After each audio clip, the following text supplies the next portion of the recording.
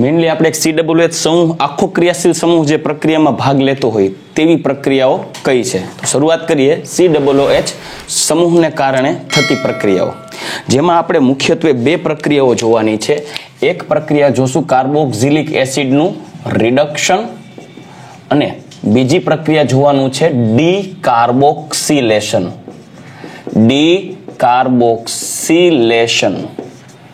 ડીકાર્બોક્સિલેશન એટલે CO2 દૂર થવો. જેમાં રિડક્શન પ્રક્રિયા કરશું તો એની બે પ્રોડક્ટ મળે. એક મળે આલ્કોહોલ નિપજ, એટલે બે પ્રકારની રિડક્શન જોશું. એક આલ્કોહોલ નિપજ મળે અને એક નિપજ મળે આલ્કેન નિપજ રિડક્શન દ્વારા. જ્યારે ડીકાર્બોક્સિલેશનની પ્રક્રિયાઓ પણ બે રીતે થશે. એક છે સોડા લાઇમ સાથેની પ્રક્રિયા, સોડા લાઇમ દ્વારા, અને નિપજ મળશે આલ્કેન નિપજ. અને જો કોલબે વિદ્યુત વિભાજન કરવામાં આવે, કોલબે વિદ્યુત વિભાજન, તો આ વિદ્યુત વિભાજન દ્વારા પણ આલ્કેન નિપજ મળે. પણ મુદ્દો એ છે કે કાર્બોક્સિલિક એસિડમાંથી જો તમારે આલ્કેન બનાવવું હોય તો તમને જુદી જુદી ત્રણ પ્રક્રિયાઓ જોવા મળશે. એક રિડક્શન દ્વારા આલ્કેન નિપજ, બીજી ડીકાર્બોક્સિલેશન દ્વારા બે આલ્કેન નિપજ. તો ત્રણે ત્રણ પ્રક્રિયા કે જેમાં આલ્કેન મળે છે, એમાં આલ્કેન મળવા માટે એક વિશેષતા છે. રિડક્શન દ્વારા આલ્કેન નિપજ મેળવશો ને તો એમાં એસિડ એટલે કાર્બોક્સિલિક એસિડ હોય ને, કાર્બોક્સિલિક એસિડમાં રહેલ કાર્બન જેટલા જ કાર્બન ધરાવતો આલ્કેન મળે. કાર્બોક્સિલિક એસિડમાં જેટલા કાર્બન હોય એટલા જ કાર્બન વાળો આલ્કેન મળે. ફોર એક્ઝામ્પલ ઇથેનોઇક એસિડ હોય તો ઇથેન મળે, પ્રોપેનોઇક એસિડ હોય તો પ્રોપેન મળે, બ્યુટેનોઇક એસિડ હોય તો બ્યુટેન મળે. સમજાઈ ગયું? જેટલા કાર્બન કાર્બોક્સિલિક એસિડમાં હોય એટલા જ કાર્બન ધરાવતો આલ્કેન મળે. કેના દ્વારા? આલ્કેન નિપજ રિડક્શન દ્વારા મેળવીએ ત્યારે. સોડા લાઇમ દ્વારા ડીકાર્બોક્સિલેશન કરો ને ત્યારે એક કાર્બન ઓછો હોય. કેવો? એક કાર્બન ઓછો હોય તેવો આલ્કેન. એક કાર્બન ઓછો એટલે કેનામાં એક કાર્બન ઓછો હોય? કાર્બોક્સિલિક એસિડમાં. એટલે કે ઇથેનોઇક એસિડ હોય તો મિથેન મળે, પ્રોપેનોઇક એસિડ હોય તો ઇથેન મળે, બ્યુટેનોઇક એસિડ હોય તો પ્રોપેન મળે, અને બેન્ઝોઇક એસિડ હોય તો બેન્ઝીન મળે. એક કાર્બન ઘટી જાય, એ CO2 નો દૂર થાય ને એ. અને જો વિદ્યુત વિભાજન કરો, કોલબે વિદ્યુત વિભાજન, તો એસિડમાં રહેલા આલ્કાઇલ સમૂહ, કેવો સમૂહ? આલ્કાઇલ સમૂહ કરતા બમણા કાર્બન, આલ્કાઇલ સમૂહ કરતા બમણા કાર્બન વાળો આલ્કેન મળે. બમણા કાર્બન વાળો આલ્કેન એટલે આખા એસિડના નહીં, RCOOH, એમાં જે R હોય ને, R લાઈક R છે બે કાર્બન વાળો એટલે ઇથાઇલ, તો એને બદલે નિપજ મળે બ્યુટેન. સમજાઈ ગયું? આલ્કાઇલમાં જેટલા કાર્બન એના કરતા બમણા કાર્બન વાળો આલ્કેન મળે. આખો COOH સમૂહ. તો આપણે ગુજરાત બોર્ડના સિલેબસમાં આ ટોપિક ડિલીટ થઈ ગયો છે. જ્યારે CBSE એ જે સિલેબસ ડિલીટ કર્યો છે એમાં આ ટોપિક છે. બોર્ડે ડિલીટ કર્યો, CBSE ના સિલેબસમાં છે. ગઈકાલે સાંજે એજ્યુકેશનલ મિનિસ્ટર છે સેન્ટ્રલ ગવર્મેન્ટના, એમને ડિક્લેર કર્યું કે ભાઈ આ વર્ષે JEE અને નીટની એક્ઝામમાં CBSE ના સિલેબસને ફોલો કરવામાં જ આવશે. એટલે કે જે રિવાઇઝડ સિલેબસ છે એને ફોલો કરશે. એટલે કે ઓલમોસ્ટ જે ડિલીટ કરેલા છે ટોપિક્સ એમાંથી ક્વેશ્ચન્સ આવવાની પ્રોબેબિલિટી ઓછી છે. એટલે આપણે પહેલા જેટલા ટોપિક ડિલીટ થયેલા છે એને કરવાની જરૂર નથી. જેટલા છે એટલા જ કરી, વ્યવસ્થિત કરી પતે, પછી આપણે જેટલા ડિલીટ થઈ ગયા છે એને ભણશું ખરા, કેમ કે ન કરે નારાયણ, એકાદ બે પ્રશ્ન આવે તો બાજવા થોડી જવાય છે. સમજાઈ ગયું? ચાલો, તો સૌથી પહેલા આપણે પોઈન્ટની શરૂઆત કરીએ. રિડક્શન પ્રક્રિયા. રિડક્શન પ્રક્રિયા, કાર્બોક્સિલિક એસિડની રિડક્શન પ્રક્રિયા, અને એમાં સૌથી પહેલો મુદ્દો લેશું આલ્કોહોલ નિપજ વાળો. દાખલા તરીકે મારી પાસે RCOOH છે, કાર્બોક્સિલિક એસિડ. જો એનું રિડક્શન લિથિયમ એલ્યુમિનિયમ હાઇડ્રાઇડ દ્વારા કરવામાં આવે, LiAlH4, અથવા તો B2H6 જેને કહેવાય ડાયબોરેન દ્વારા કરવામાં આવે, તો તો આ જે કાર્બન છે COOH કાર્બોક્સિલિક એસિડ સમૂહ COOH એ રૂપાંતર થઈ જશે CH2OH એટલે ટૂંકમાં અહીંયા 2H આવી જશે અને અહીંથી આ બોન્ડ તૂટીને ઓક્સિજન નીકળી જશે H2O સ્વરૂપે એટલે બનશે RCH2OH આ મળશે પ્રાથમિક આલ્કોહોલ આ મુદ્દામાં પોઈન્ટમાં એક ખાસ ધ્યાન રાખવા જેવી બાબત એ છે કે ભાઈ B2H6 છે એ આલ્ડીહાઇડ કીટોન જેવા સંયોજનો કે કાર્બોક્સિલિક એસિડમાં કાર્બોક્સિલિક એસિડનું રિડક્શન કરે આલ્ડીહાઇડ કે કીટોન જેવા સંયોજનોનું રિડક્શન ન કરે એનું રિડક્શન કરતા નથી માત્ર કેનું કરે કાર્બોક્સિલિક એસિડ બીજી વસ્તુ NaBH4 આ રિડક્શન નહીં કરી શકે કેમ કે NaBH4 નિર્બળ રિડક્શન કરતા છે આપણે આગળ જોઈ ગયા છીએ પણ જો તમે લાલ ફોસ્ફરસ અને HI હાઇડ્રોજન આયોડાઇડ વાપરો રેડ ફોસ્ફરસની હાજરીમાં તો કેવું થશે બે ઓક્સિજન નીકળી જશે રિડક્શન ઓક્સિજન દૂર થાય રિડક્શન કહેવાય એક ઓક્સિજન દૂર થાય બે H ઉમેરાય એટલે કહેવાય H2O આને ઓક્સિજન દૂર થશે તો બે H દેવા પડશે એટલે બીજો બે એક H2O એટલે બે H2O રિલીઝ થશે 2 મોલ્સ ઓફ H2O લખી નાખીએ તો બે ઓક્સિજન દૂર કરવા 4 H તો નાખવા જ પડશે એક H ઓલરેડી છે હજી બે H કાર્બન ને દેવા પડશે તો CH3 થાય ને તો બીજા બે H બીજા નાખવા પડશે તો એ મળશે RCH3 તો ટોટલ કેટલા H નાખવા પડશે 4 ઓક્સિજન માટે અને 2 કાર્બન માં ટોટલ 6 તો 6HI નાખીએ તો 3I2 બને બાય પ્રોડક્ટ તરીકે સાથે સમજાઈ ગયું તો જો જેટલા કાર્બન છે તેટલા જ કાર્બન વાળો આલ્કેન મળ્યો બરાબર જેટલા કાર્બન છે એટલા કાર્બન વાળો આલ્કેન આમાં કોઈ કાર્બન દૂર થયો નથી તો પેલો મુદ્દો થઈ ગયો આલ્કેન નિપજ મેળવવી હોય અને જેટલા કાર્બોક્સિલિક એસિડમાં કાર્બન છે એટલા જ કાર્બન વાળો આલ્કેન જોતો હોય તો તમારે પ્રક્રિયા લાલ ફોસ્ફરસની હાજરીમાં હાઇડ્રોજન આયોડાઇડ દ્વારા શું કરવું પડશે રિડક્શન કરવું પડશે ચાલો રેડી નેક્સ્ટ મુદ્દો જોઈએ ડીકાર્બોક્સિલેશન ડીકાર્બોક્સિલેશન એટલે CO2 દૂર થવું ચલો એ પ્રક્રિયા વિશે આપણે આગળ વધીએ સેકન્ડ પોઈન્ટ ડીકાર્બોક્સિલેશન એમાં પેલો સોડા લાઇમ વાળી પ્રક્રિયા RC double bond OH carboxylic acid એની પ્રક્રિયા કરીએ NaOH પ્લસ 3 CaO એટલે 3:1 નો રેશિયો હોય 3 ભાગ Na હોય છે 1 ભાગ CO બેઝ CaO છે એ સોડા લાઇમ ની બેઝિસિટી વધારે એટલે તો NaOH બેઝ છે કાર્બોક્સિલિક એસિડ છે એસિડ અને બેઝ વચ્ચે પ્રક્રિયા થાય તો ક્ષાર ને પાણી બનશે એટલે અહીંયા મળશે -H2O નિપજ મળશે RC double bond O Na plus જેને કહેવાય સોડિયમ કાર્બોક્સિલેટ હવે એની પ્રક્રિયા પાછું કરશું આપણે સોડા લાઇમ સાથે NaOH પ્લસ CaO તો અહીંયાથી NaO અને અહીંયાથી સોરી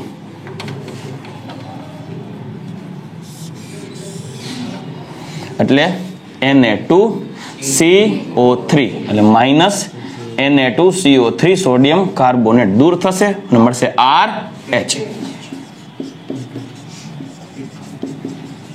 આલ્કેન તો આ પ્રક્રિયામાં RCOOH નો CO2 એક રીતે દૂર થયો એવું લાગે RH બચે તો પ્રક્રિયામાં CO2 દૂર થઈ ગયો એટલે એને શું કહેવાય ડીકાર્બોક્સિલેશન એસિડ માં રહેલ કાર્બન કરતા એક કાર્બન ઓછો હોય તેવો આલ્કેન મળે આ પ્રક્રિયાથી મિથેન નહીં બને ઇથેનોઇક એસિડ હોય એમાંથી મિથેન બને પણ મિથેનોઇક એસિડ હોય એમાંથી મિથેન ન મળે કેમ કે કાર્બન જ હોય ગયું હા મિથેનોઇક એસિડમાંથી મિથેન જોતું હોય ને તો આ પ્રક્રિયા નહીં કરવાની આ પ્રક્રિયા કરવાની જેટલા કાર્બન એટલા કાર્બન વાળો એસિડ મળે બરાબર તો એમ કહી શકાય ને કે ભાઈ HCOOH ના ડીકાર્બોક્સિલેશન દ્વારા મિથેન નહીં મળે ચલો રેડી ઓકે તો ડીકાર્બોક્સિલેશનની પ્રક્રિયા જોઈ ગયા ત્રીજી ડીકાર્બોક્સિલેશનની પ્રક્રિયા એટલે એકચ્યુઅલી બીજી ડીકાર્બોક્સિલેશનની પ્રક્રિયા છે વિદ્યુત વિભાજન કોલ્બે વિદ્યુત વિભાજન આપણી NCERT માં ઈ કોલ્બે વિદ્યુત વિભાજન છે એ થિયોરિટિકલી લખી દીધું છે કોઈ રાસાયણિક સમીકરણ આપ્યું નથી પણ આપણે રાસાયણિક સમીકરણ દ્વારા સમજીએ એટલે સરળતાથી તમને રિએક્શન સમજાઈ જાય બરાબર ચાલો તો કોલ્બે વિદ્યુત વિભાજન ત્રીજી પ્રક્રિયા જોઈએ કોલ્બે વિદ્યુત વિભાજન, જેને વિદ્યુતીય ડીકાર્બોક્સિલેશન કહેવાય, કેમ કે આમાંથી CO2 દૂર થવાનો છે એટલે એને વિદ્યુતીય ડીકાર્બોક્સિલેશન કહેવાય. દીકરાઓ, આ જે છે એ વિદ્યુત વિભાજન પ્રક્રિયા છે. વિદ્યુત વિભાજન એટલે વિદ્યુત વિભાજન કોષમાં થતી પ્રક્રિયા, જેમ હોલ હેરાઉલ્ટ એવી પ્રક્રિયાઓ તમે જોઈ ગયા છઠ્ઠા ચેપ્ટરમાં, એને રિલેટેડ. પણ મુદ્દો કેવો છે કે વિદ્યુત વિભાજન તમે પ્રક્રિયા કરશો તો એ પ્રક્રિયામાં એનોડ ઉપર થતી પ્રક્રિયા, કેથોડ ઉપર થતી પ્રક્રિયાઓ જોવાની છે. આ બધી ડિટેલમાં ડિસ્કશન તો ત્રીજા ચેપ્ટરમાં થશે, ઇલેક્ટ્રોકેમિસ્ટ્રીમાં, જે આપણે હવે જોવાનું છે. પણ શક્ય હોય ત્યાં સુધી તમને સમજાય એ રીતે રિએક્શન સમજાવી દઉં. હંમેશા ઓક્સિડેશન હોય, ઓક્સિડેશન એ એનોડ ઉપર થાય અને રિડક્શન પ્રક્રિયા હંમેશા કેથોડ ઉપર થાય. ઓક્સિડેશન પ્રક્રિયા દરમિયાન ઇલેક્ટ્રોન દૂર થાય અને રિડક્શન પ્રક્રિયા દરમિયાન ઇલેક્ટ્રોન મેળવાય. મતલબ જ્યારે વિદ્યુત વિભાજન કરવું હોય ને તો દ્રાવણમાં આયનો હોવા જોઈએ, આયનોનું વિદ્યુત વિભાજન કરી શકાય. તો મારી પાસે કાર્બોક્સિલિક એસિડનું વિદ્યુત વિભાજન કરવું હોય તો કાર્બોક્સિલિક એસિડ તો નિર્બળ વિદ્યુત વિભાજ્ય છે અને નિર્બળ વિદ્યુત વિભાજ્ય હોય તો એમાંથી આયનો ઓછા ઉત્પન્ન થાય દ્રાવણમાં. તો વિદ્યુત વિભાજન કરવું હોય ને તો એમાંથી વિદ્યુત પ્રવાહ પસાર કરવો પડે. ઇલેક્ટ્રોનના ફેરફારને આધારે તટસ્થ પરમાણુ અથવા અણુઓનું નિર્માણ થાય. જેમ કેમ હોલ હેરાઉલ્ટમાંથી એલ્યુમિનિયમ છૂટો પાડતા હતા, ઓક્સિજન દૂર કરતા હતા, એવી રીતે તમારે વિદ્યુત પ્રવાહ પસાર કરી અને એમાંથી આયનોને ન્યુટ્રલાઇઝ કરી, ઓક્સિડાઇઝ કે રિડ્યુસ કરી અને મુક્ત કરવા પડે. પણ એના માટે દ્રાવણમાં આયનો હોવા જોઈએ. પણ મેં કીધું કે ભાઈ કાર્બોક્સિલિક એસિડ તો નિર્બળ એસિડ છે એટલે એમાંથી ઉત્પન્ન થતા આયનો બહુ ઓછા હોય. તો વિદ્યુત પ્રવાહ પસાર કરો તો એમાંથી બહુ ઓછા પ્રમાણમાં આયનોનું ન્યુટ્રલાઇઝેશન થાય ને, કેમ કે દ્રાવણમાં જ આયનો ઓછા હોય. તો એક કામ કરો, આનું ઓક્સિડેશન કરવું હોય કાર્બોક્સિલિક એસિડ માટે તો પહેલા એક કામ કરો, કાર્બોક્સિલિક એસિડના આયનીકરણ દ્વારા વધારે આયનો બને એવું કંઈક કરીએ. તો વધારે આયનો, આ પોતે તો નિર્બળ છે તો એને પ્રબળમાં રૂપાંતર કરવો પડે. પ્રબળમાં રૂપાંતર કરવા માટે કાર્બોક્સિલિક એસિડમાંથી બનાવી દઈએ ક્ષાર, અને ક્ષાર કોઈ પણ લ્યો હંમેશા પ્રબળ જ હોય. એટલે આપણે કાર્બોક્સિલિક એસિડની NaOH હારે પ્રક્રિયા કરાવીએ તો સોડિયમ કાર્બોક્સિલેટ બને, એ બને ક્ષાર. અને ક્ષાર હંમેશા પ્રબળ હોય, દ્રાવણમાં એનું 100% શું થઈ જાય? આયનીકરણ થઈ છૂટા પડી જાય. એટલે આયનીકરણ દ્રાવણમાં આયનનો જથ્થો વધારે રહેશે. તો સૌથી પહેલા એક કામ કરીએ, મારી પાસે RCOOH એની પ્રક્રિયા કરાવું NaOH સાથે. એટલે શું મળશે મને? RCOO માઇનસ Na પ્લસ આ એક્વિયસ અને વત્તા H2O. ચાલો, આ એક્વિયસ જલીય દ્રાવણ મળી ગયું. એટલે એ દ્રાવણમાં મારી પાસે જુદા જુદા આયનો હોય, RCOO માઇનસ અને Na પ્લસ એક્વિયસ. દ્રાવણમાં આ બે આયનો તો અવેલેબલ છે. હવે એનોડ ઉપર ઓક્સિડેશન પ્રક્રિયા જોવી છે. એનોડ ઉપર ઓક્સિડેશન પ્રક્રિયા. તો મારી પાસે આવા બે આયનો હું લઈ લો. કેટલા? બે. એટલે જો C double bond O C double bond O. Oxygen પર માઇનસ ચાર્જ છે. 1 2 3 4 5 અને એક ગામનો બૂચ મારેલો ઇલેક્ટ્રોન 1, એટલે નેગેટિવ ચાર્જ આવી ગયો. ઓલા સોડિયમનો લઈ લીધો હોય ને, બરાબર? એવી રીતે એક ઇલેક્ટ્રોન અહીંયા હશે, નેગેટિવ ચાર્જ જે સોડિયમનો ઇલેક્ટ્રોન ખેંચી લીધો હોય, બરાબર? ચાલો, આવું છે. હવે એને ઓક્સિડાઇઝ થવાનું છે વિદ્યુત વિભાજન દરમિયાન. ઓક્સિડેશન પામવું એટલે ઇલેક્ટ્રોન ગુમાવો. તો આ બે શું કરશે? જે નેગેટિવ ચાર્જ વાળા જે ઇલેક્ટ્રોન છે ને એને ગુમાવે. એટલે ગુમાવી દઈએ તો એ કંઈક આવું થશે. જો બે ઇલેક્ટ્રોન તો લૂઝ કરી દીધા, ઓક્સિડેશન થઈ ગયું. પણ અહીંયા શું બચે? જો RC ડબલ બોન્ડ O, અહીંયા O, આ મુક્ત મૂલક વધ્યો, બે માંથી એકલો ફ્રી રેડિકલ. અહીંયા RC double bond O free radical બચ્યો. તો હવે શું થશે? આ સ્થાયી તો નો રહે. તો હવે એ આ ઓક્સિજન આ કાર્બનને કહેશે કે ભાઈ હું મુક્ત મૂલક છું, અસ્થાયી છું, એક કામ કર, તું મુક્ત મૂલક બનાવ અને ડબલ બોન્ડ બનાવી નાખ. એટલે શું થશે?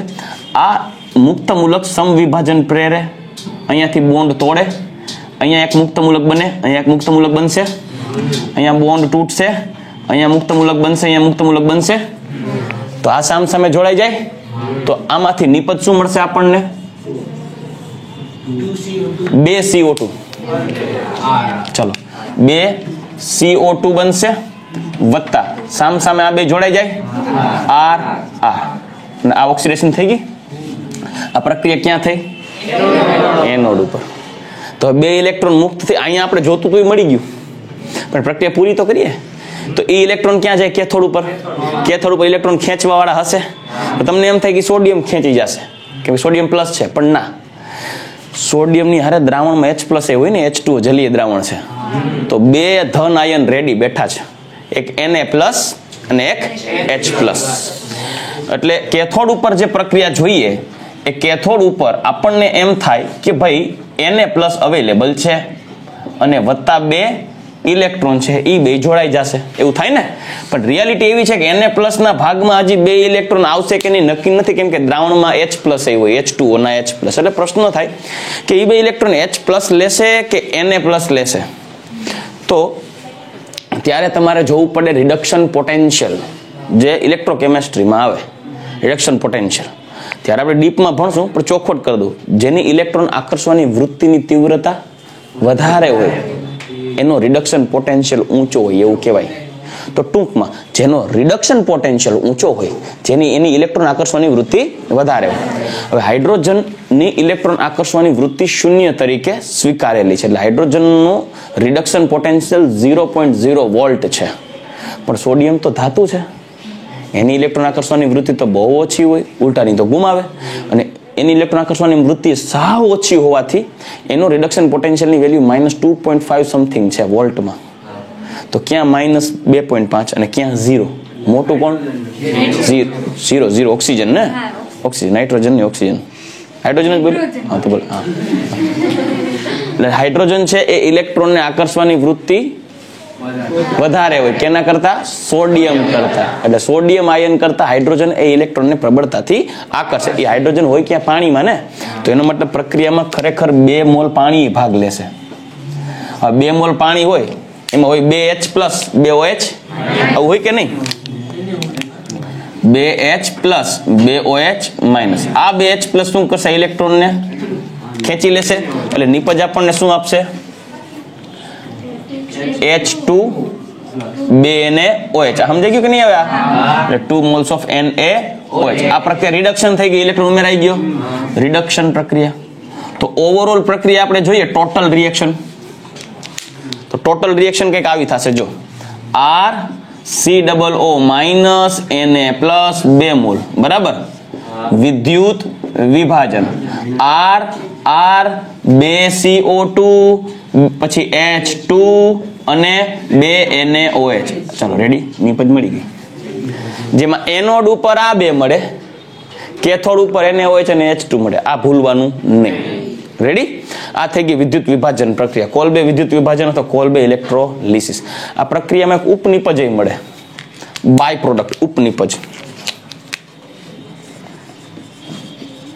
અને એ ઉપનિપજ આવશે જો કઈ અહીંયા આ મુક્ત મૂલકમાં માની લો કે R મુક્ત મૂલક બની ગયો, માની લઈએ R મુક્ત મૂલક બની ગયો. પણ મુક્ત મૂલક તો બહુ સક્રિય હોય, જ્યારે હજી આ RCOO નો R મુક્ત મૂલક હજી બન્યો નથી. એ બનતો જ હશે ને, પણ એ બને એની પહેલા આ બની ગયો, એટલે એ શું કરશે? બીજા મુક્ત મૂલકને ગોતતો હશે. તો કદાચ અમુક જગ્યાએ એવું પણ થાય કે હજી આ મુક્ત મૂલક બનવા પહેલા આવડો આની યાર જોડાઈ જાય, તો શું મળી જાય? RCOO થઈ જાય ને. તો ઉપનિપદ શું મળશે? RCOOR. એસ્ટર, અમુક અણુઓ એસ્ટર ના પણ મળે, એસ્ટર ઉપનિપજ મળે આ પ્રક્રિયામાં.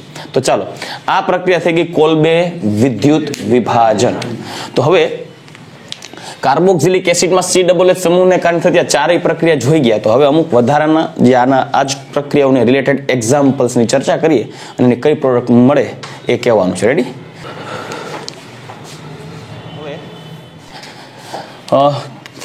કોઈ કાર્બોક્સિલિક એસિડ આપ્યો છે, લાઈક CH3COOH.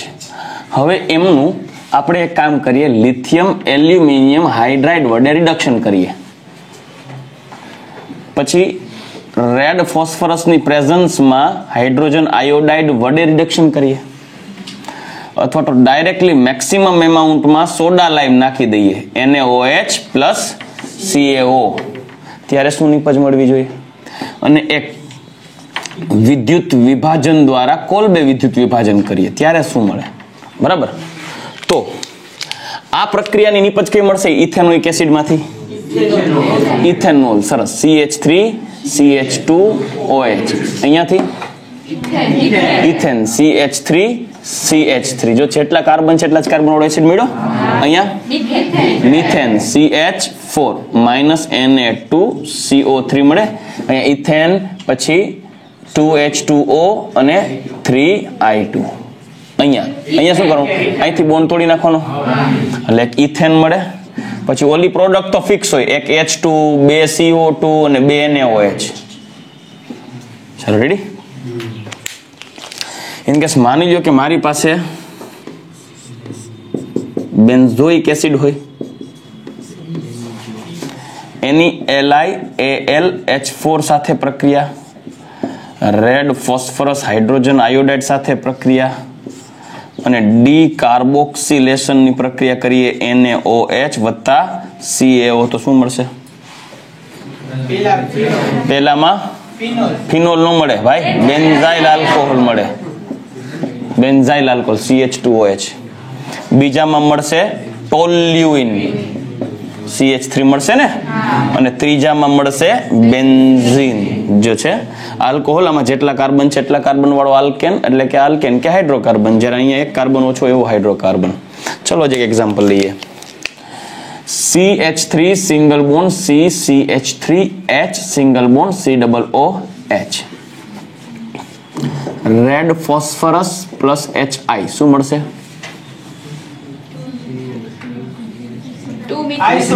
આઇસોબ્યુટેન અથવા 2 મિથાઇલ પ્રોપેન કંઈ પણ કહી શકશો આઇસોબ્યુટેન સામાન્ય નામ છે 2 મિથાઇલ પ્રોપેન IUPAC નામ ઓકે LiAlH4 અથવા તો B2H6 કોઈ પણ લઈ શકો શું થાય સોરી B2H6 ડાયબોરેન તો શું મળશે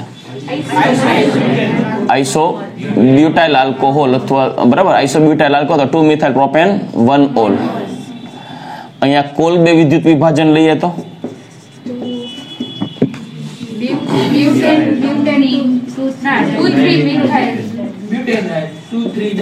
જો અહીંયાથી આ બોન્ડ તોડી નાખવાનો સામ સામે એવું ને એવું જોડી દેવાનું એટલે 2,3 ડાયમિથાઇલ બ્યુટેન આવું થશે કે નહીં 2,3 ડાયમિથાઇલ બ્યુટેન રેડી ચાલો નેક્સ્ટ NaOH અને CaO સોડા લાઈમ તો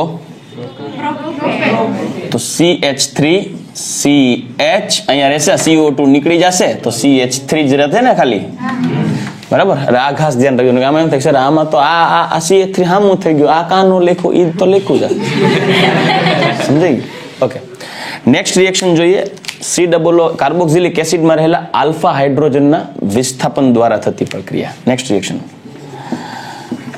RCH2 COOH આવું કોઈ ક્રિયાશીલ સમૂહ છે કાર્બોક્સિલિક એસિડ છે એનો આલ્ફા કાર્બન ના થાય આલ્ફા હાઇડ્રોજનના વિસ્થાપન દ્વારા થતી પ્રક્રિયા ચાલો રેડી ઓકે તો આલ્ફા હાઇડ્રોજનના વિસ્થાપન દ્વારા થતી પ્રક્રિયામાં તમે આલ્ફા સ્થાને હેલોજનનો ઉમેરો કરી શકો એને હેલોજિનેશન કહેવાય હેલોજિનેશન આ હેલોજિનેશનની પ્રક્રિયા તમારે X2 in presence of red phosphorus કરવાનું છે એટલે તમને પ્રક્રિયા ભેગી ન કરતા આ રેડ ફોસ્ફરસ અને HI છે અને આ રેડ ફોસ્ફરસ અને હેલોજન છે જ્યારે આવું થાય ને ત્યારે આલ્ફા હાઇડ્રોજનનું વિસ્થાપન થાય આલ્ફા હાઇડ્રોજનનું વિસ્થાપન થાય કેમ કે જો આલ્ડીહાઇડ અને કીટોનમાં આલ્ફા હાઇડ્રોજનને કારણે થતી પ્રક્રિયા જોઈ ગઈ આલ્ડોલ ક્રોસ આલ્ડોલ કેમ કે એનો આલ્ફા હાઇડ્રોજન સક્રિય હતો એસિડિક પ્રોટોન કે તો જો આલ્ડીહાઇડ અને કીટોનમાં આલ્ફા હાઇડ્રોજન સક્રિય હોય તો સ્વાભાવિક છે આમાં તો હોય જ કેમ કે આ તો આલ્ડીહાઇડ અને કીટોન કરતા પણ ગ્રાહી સમૂહમાં આવશે બરાબર તો એનો મતલબ એમ કે ભાઈ આનો આલ્ફા હાઇડ્રોજન એસિડિક હોય એટલે આલ્ફા હાઇડ્રોજન કેવો હોય એસિડિક હાઇડ્રોજન હોય અને એનું વિસ્થાપન થઈ શકે દાખલા તરીકે મારી પાસે એસિટિક એસિડ છે CH3COOH તો આલ્ફા હાઇડ્રોજન થયું આલ્ફા કાર્બન પરનો હાઇડ્રોજન હું એમાં જો Cl2 નાખું માની લઈએ in presence of red phosphorus તો -HX થશે એટલે HCl આલ્ફા હાઇડ્રોજનનું વિસ્થાપન થાય મને મળશે ક્લોરોએસિટિક એસિડ ક્લોરોએસિટિક એસિડ એટલે એસિટિક એસિડ કરતા ક્લોરોએસિટિક એસિડની એસિડિકતા વધે શું કામે ગ્રાહી સમૂહ જોડાઈ ગયો હજી માનો 2 મોલ Cl2 નાખું રેડ ફોસ્ફરસની હાજરીમાં તો હજી 2 H નીકળી જાય એટલે ટ્રાઇક્લોરો મળી જાય Cl3CCOOH ટ્રાઇક્લોરોએસિટિક એસિડ આ પ્રબળ એસિડ થઈ જાય રેડી મીન કે મારી પાસે આવું છે કે CH3 CH2 COOH અને અહીંયા લખીએ Br2 in presence of red phosphorus, તો આ કાર્બન ક્યાં વચ્ચેનો આ આલ્ફા થાય, બરાબર. તેમાંથી મળશે CH3 CH Br COOH 2 bromo propanoic acid. તો આ જે પ્રક્રિયા છે આલ્ફા હાઇડ્રોજનના વિસ્થાપન કરી અને હેલોજિનેશન પ્રક્રિયા, જે હેલોજિનેશન કરવાની જે પ્રક્રિયા છે, બરાબર, એને કહેવામાં હેલ વોલ્હાર્ડ જેલિસ્કાય, હેલ વોલ્હાર્ડ જેલિસ્કાય પ્રક્રિયા, હેલ વોલ્હાર્ડ જેલિન્સ્કાય પ્રક્રિયા, હેલોજિનેશન પ્રક્રિયા છે હેલ વોલ્હાર્ડ જેલિન્સ્કાય પ્રક્રિયા. રેડી? ચલો, તો આ આપણે આલ્ફા હાઇડ્રોજનને કારણે થતી પ્રક્રિયાઓ ડિસ્કસ કરી ગયા. હવે આપણે એક છેલ્લી પોઈન્ટ જોવાનો છે. છેલ્લો પોઈન્ટ એ છે કાર્બોક્સિલિક એસિડ. કોઈ પણ કાર્બોક્સિલિક એસિડ માં જોવા મળતી ઇલેક્ટ્રોન અનુરાગી વિસ્થાપન પ્રક્રિયા, એટલે આપણે બેન્ઝોઇક એસિડની ઇલેક્ટ્રોન અનુરાગી વિસ્થાપન પ્રક્રિયા જોવાની છે. હવે ઇલેક્ટ્રોન અનુરાગી વિસ્થાપન પ્રક્રિયામાં બેન્ઝીન રિંગના વિસ્થાપનમાં કાં ઓર્થો સ્થાને વિસ્થાપિત સમૂહ જોડાય, ઓર્થો પેરા સ્થાને, અને કાં તો મેટા સ્થાને. એ આધાર રાખે છે જોડાયેલો ક્રિયાશીલ સમૂહ ક્યાં જોડાય. જોડાયેલો ક્રિયાશીલ સમૂહ ઓર્થો પેરા નિર્દેશક હોય તો બીજો વિસ્થાપિત સમૂહ ઓર્થો ને પેરા સ્થાને જોડાય. જો વિસ્થાપિત સમૂહ પહેલા જોડાયેલો વિસ્થાપિત સમૂહ મેટા નિર્દેશક હોય તો બીજું વિસ્થાપન મેટા સ્થાને જોડાય. આપણો COOH ઇલેક્ટ્રોન ગ્રાહી સમૂહ છે, અને ઇલેક્ટ્રોન ગ્રાહી સમૂહ હોય એ શું કરશે? મેટા સ્થાને જોડાય. અને હંમેશા યાદ રાખજો, પહેલા કીધું તું, પાછું કહું છું કે ઇલેક્ટ્રોન અનુરાગી વિસ્થાપન પ્રક્રિયામાં જો ઇલેક્ટ્રોન દાતા સમૂહ એટલે ઓર્થોપેરા નિર્દેશક સમૂહ જોડાયેલા હોય તો બેન્ઝીન રિંગની ઇલેક્ટ્રોન અનુરાગી વિસ્થાપન પ્રક્રિયા માટે સક્રિયતામાં વધારો કરે. યાદ આવે છે? બરાબર. જ્યારે ઇલેક્ટ્રોન ગ્રાહી સમૂહ જોડાયેલો હોય ત્યારે બેન્ઝીન રિંગની ઇલેક્ટ્રોન અનુરાગી વિસ્થાપન પ્રક્રિયાની સક્રિયતામાં ઘટાડો કરે છે. રેડી? તો ચાલો આપણે હવે આગળ વધીએ ઇલેક્ટ્રોન અનુરાગી વિસ્થાપન પ્રક્રિયા. હવે બેન્ઝોઇક એસિડની ઇલેક્ટ્રોન અનુરાગી વિસ્થાપન પ્રક્રિયાઓ. બેન્ઝોઇક એસિડમાં રહેલો COOH સમૂહ જે હોય એ ઇલેક્ટ્રોન ગ્રાહી સમૂહ છે. ઇલેક્ટ્રોન ગ્રાહી જે બેન્ઝીન ચક્રમાંથી ઇલેક્ટ્રોનને આકર્ષે, કેમ કે કાર્બન ઉપર પાર્શિયલ પોઝિટિવ ચાર્જ હોય, અને આ ઇલેક્ટ્રોન ગ્રાહી સમૂહ હોવાથી બેન્ઝીન ઉપર ઇલેક્ટ્રોનને આકર્ષે, બેન્ઝીનમાંથી ઇલેક્ટ્રોનને આકર્ષે એટલે અહીંયા પોઝિટિવ ચાર્જ આવે. એટલે રેઝોનન્સ થી આ પાઈ બોન્ડ અહીંયા શિફ્ટ થાય તો અહીંયા પોઝિટિવ ચાર્જ આવે, આ પાઈ બોન્ડ અહીંયા આવશે તો અહીંયા પોઝિટિવ ચાર્જ થાય. એટલે બે ઓર્થોને પેરા સ્થાને પોઝિટિવ ચાર્જ થાય. એટલે ઇલેક્ટ્રોન અનુરાગી પ્રક્રિયા કોઈ એ પોઝિટિવ હોય તો ઓર્થો અને પેરા સ્થાને ન જોડાય, મેટા સ્થાને જોડાય. પણ એ મેટા સ્થાને જ્યારે જોડાવા આવતો હોય ત્યારે ધનભારને અપાકર્ષે ખરા, એટલે એ ઇલેક્ટ્રોન અનુરાગી વિસ્થાપન થોડુંક મુશ્કેલ પડે. એટલે ઇલેક્ટ્રોન ગ્રાહી સમૂહ કે જે કેવા નિર્દેશક હોય? મેટા નિર્દેશક હોય, કેમ કે એની અસરથી જોડાતો બીજો ક્રિયાશીલ સમૂહ મેટા સ્થાને જોડાય. એ બેન્ઝીન રિંગમાં ઇલેક્ટ્રોન અનુરાગી વિસ્થાપન પ્રક્રિયાની સક્રિયતામાં ઘટાડો કરશે. તો હવે આપણે એક કામ કરીએ, એની નાઇટ્રેશન પ્રક્રિયા જોઈએ. તો નાઇટ્રેશન પ્રક્રિયા માટે રિએજન્ટ હોય કોન્સન્ટ્રેટેડ HNO3, કોન્સન્ટ્રેટેડ H2SO4 એનું કેટાલિસ્ટ થઈ જશે. તો મેટા સ્થાને નાઇટ્રો સમૂહ જોડાય તો નિપજ મળશે મેટા નાઇટ્રો બેન્ઝોઇક એસિડ અથવા 3 નાઇટ્રો બેન્ઝોઇક એસિડ, જેની એસિડિકતા આના કરતા વધારે હોય. જો ક્લોરિનેશન કરીએ Cl2 in presence of FeCl3 તો નિપજ મળશે મેટા ક્લોરો બેન્ઝોઇક એસિડ અથવા તો 3 ક્લોરો બેન્ઝોઇક એસિડ.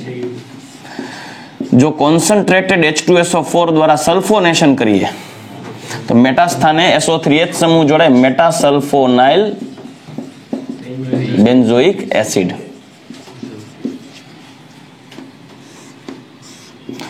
પણ જો નિર્જળ AlCl3 ની હાજરીમાં RX આલ્કાઇલ હેલાઇડ નાખીએ, કઈ પ્રક્રિયા?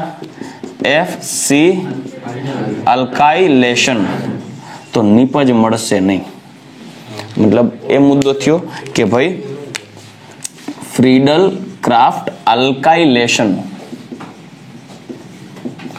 જે બેન્ઝોઇક એસિડ છે, બેન્ઝોઇક એસિડ ફ્રીડલ ક્રાફ્ટ આલ્કાઇલેશન આપતો નથી.